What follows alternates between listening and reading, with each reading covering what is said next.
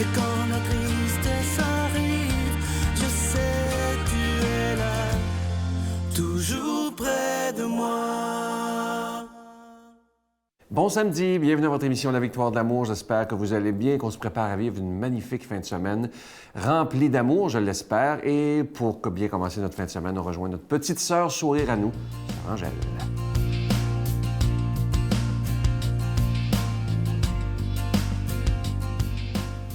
Mais bonjour. Alors, bon samedi. Je suis sûre qu'aujourd'hui, nous allons parler de quoi? Je vais vous parler d'être positif. Avec le temps, être positif aussi à travers tout ce qui peut nous arriver dans la journée. Quelqu'un qui est positif, on voit les choses différemment. Évidemment, si je voyais beaucoup de neige, ils vont dire « Ah ben mon Dieu, il y en a beaucoup ». Mais si vous êtes positif, vous en voyez juste ce qu'il y a. Et pour vous donner des grandes lignes, je vais vous dire quelque chose. Être positif. Il est inutile de se faire du mauvais sang en pensant à ce qui peut nous arriver. Les choses n'arrivent jamais comme on les avait imaginées. Voyez comment, des fois, comme je vous ai expliqué. Si aujourd'hui est bien vécu, chaque hier se transformera en heureux souvenir et chaque demain se transformera en une vision remplie d'espoir. Voyez-vous, l'espoir, être positif. Alors, vous voyez, on a préparé vraiment tous des petits visages d'enfants heureux, remplis de cœur, remplis d'amour, remplis de fleurs. C'est ça, voir les choses plus belles parfois qu'ils sont. Et ça nous aide dans notre journée à pouvoir passer à travers certaines difficultés. Parce que qui n'a pas de difficultés? Vous, comme moi, et d'autres. Hein? Et souvent, les difficultés, ça nous étouffe. Mais il ne faut pas nous étouffer. Il faut respirer profondément. Se dire, il ne faut pas trop prendre ça à cœur. Il faut dire que demain, il y a une journée meilleure. Une journée qui va vous donner de l'énergie à celle que vous avez passée. Mais, comme on dit, être positif, c'est un don que le Seigneur nous donne aussi. Voir les choses mieux qu'elles sont. Voir les choses qui nous donnent de l'énergie. Pas voir des choses qui nous mettent, de mauvaise humeur, qui nous dérangent, qui nous empêchent de vivre notre vie telle que parfois nous est destinée. Et c'est ça. Moi, dans ma vie, je me dis toujours, vois toujours, un verre, il faut toujours voir quand il est pas plein, mais qu'il est plein. Mais des fois, on dit, oui, mais vous voyez les choses différemment. Bien sûr, vous aussi, vous les voyez différemment que moi. Chacun les voit différemment. Ça dépend des conditions de notre vie. Ça dépend des conditions de tout ce qui nous entoure. Mais chaque jour, il est différent. Et la possibilité est très bonne. Notre Père qui es aux cieux, que ton nom soit sanctifié, que ton règne vienne, que ta volonté soit faite sur la terre comme au ciel. Donne-nous aujourd'hui notre pain de ce jour. Pardonne-nous nos offenses comme nous pardonnons à ceux qui nous ont offensés. Ne nous laisse pas entrer en tentation, mais délivre-nous du mal, car c'est à toi qu'appartient le règne, la puissance et la gloire pour les siècles des siècles. Amen. Dans le cadre des 60 ans de vie religieuse de Sœur Angèle, la Victoire de l'amour vous invite à son pèlerinage en Italie, en compagnie de Sœur Angèle, du Père Yvon Sanson et la participation occasionnelle de Sylvain Charon. Nous visiterons entre autres Venise, Padoue, Florence, Sienne, Assise et Rome. Célébration eucharistique avec le Père Yvon Sanson. Nous assisterons aussi à l'audience générale avec le Pape François au Vatican, du 4 au 15 juin 2017.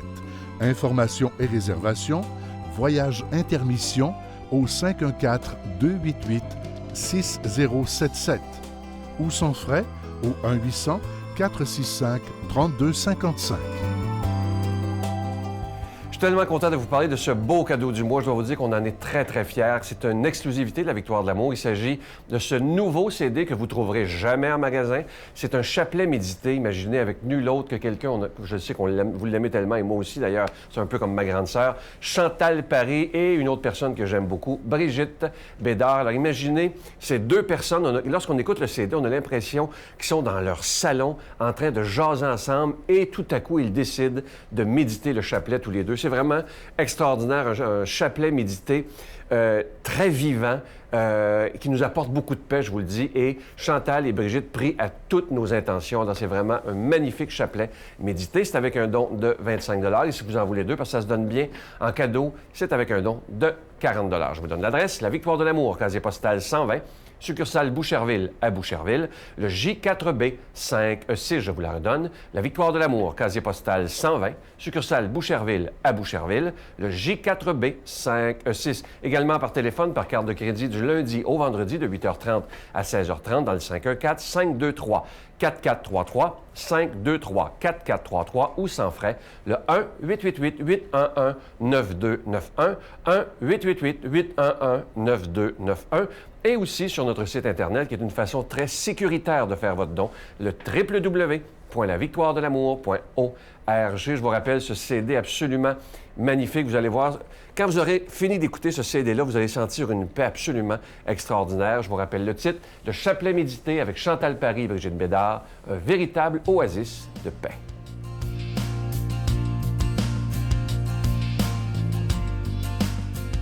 Mon Dieu, donnez-moi la sérénité d'accepter les choses que je ne peux changer, le courage de changer les choses que je peux et la sagesse d'en connaître la différence. Amen. Aujourd'hui, la parole de Dieu est proclamée par notre amie Brigitte Bédard.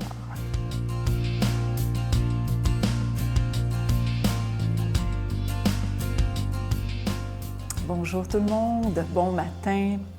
Aujourd'hui, l'Évangile de Saint Marc. Jésus sortit de nouveau le long de la mer.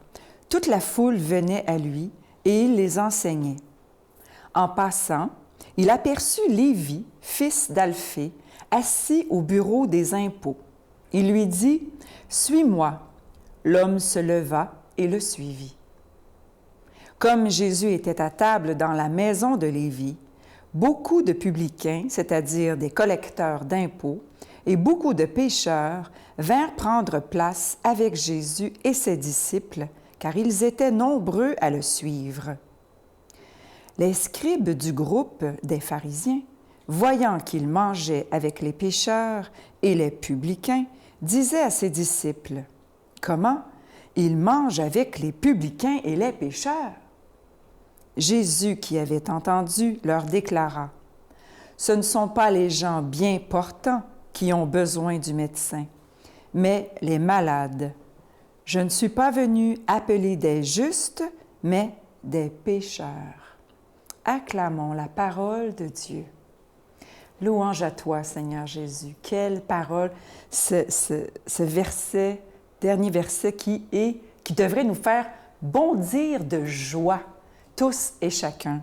Je le relis. Ce ne sont pas les gens bien portants qui ont besoin du médecin, mais les malades. Je ne suis pas venu appeler des justes, mais des pécheurs. Et cette parole-là devrait faire notre journée tous les matins. En tout cas, j'espère qu'elle va faire votre journée aujourd'hui parce que, premièrement, on est tous pécheurs. Deuxièmement, on est tous malades. On est tous blessés, tous et chacun. Et ceux qui, comme les publicains puis les pharisiens, croient qu'ils sont en dehors ou au-dessus des pécheurs, eh bien, non, ils ne sont pas au-dessus. C'est qu'en fait, pas les publicains, mais les pharisiens ou les scribes, ils se mettent un peu au-dessus des publicains qui sont considérés comme des impurs, des grands pécheurs là, qui mènent des vies vraiment pas recommandables. Puis, ils se placent un peu au-dessus et puis ils les jugent. Alors, ça ressemble un peu à notre vie personnelle. on est toujours un peu pris là-dedans dans notre tête. Je ne sais pas si ça vous arrive, vous autres, mais dans notre tête, on est toujours entre vouloir justifier notre péché ou vouloir condamner ou simplement juger le péché de l'autre, de notre prochain. Alors, on est toujours pris entre les deux et ça vient toujours nous hanter dans notre tête. Ça remplit nos pensées, ça remplit notre cœur. Jésus, c'est pas ça qu'il dit. Il est venu pour les pécheurs, les malades et les blessés.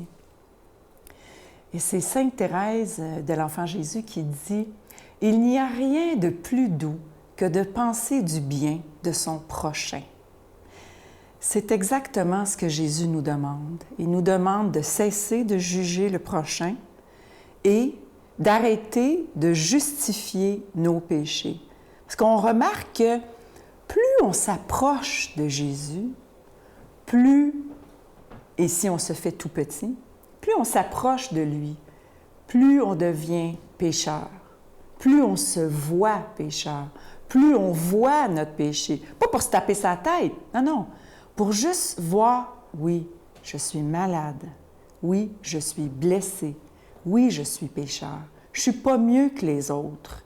C'est tellement facile de critiquer la société, les politiciens, les artistes, les name it, là, tout le monde. C'est tellement facile de juger tout le monde. Jésus nous dit non. Arrête de justifier ton péché en critiquant celui des autres, parce que dans le fond, c'est ça qu'on fait quand on critique les autres. C'est qu'on ne se regarde pas nous-mêmes. Donc, qui es-tu? Dans le fond, ça revient à qui es-tu, toi, qui es sans péché, pour lancer la première pierre? Alors, on se dit, ah, bien, mon péché à moi, c'est pas grave. Ça me fait penser à mes enfants l'autre jour. On est allé dans un restaurant, puis on peut se servir à même la fontaine des boissons gazeuses. Et tu payes, mettons, puis on n'avait pas payé pour les boissons gazeuses. On avait dit, non, on va prendre de l'eau. Alors, il fallait prendre de l'eau dans la fontaine. Puis il y en a 2, 3 qui ont pris du thé glacé comme ça. Puis ils venaient s'asseoir, ils disaient, qu'est-ce que tu fais avec du thé glacé? Oh, c'est pas grave, là. Ils savent pas. Ça nous a tellement fait mal comme parents, là. Ils savent pas. Mais toi, tu le sais. Toi, tu le sais. Dieu le sait.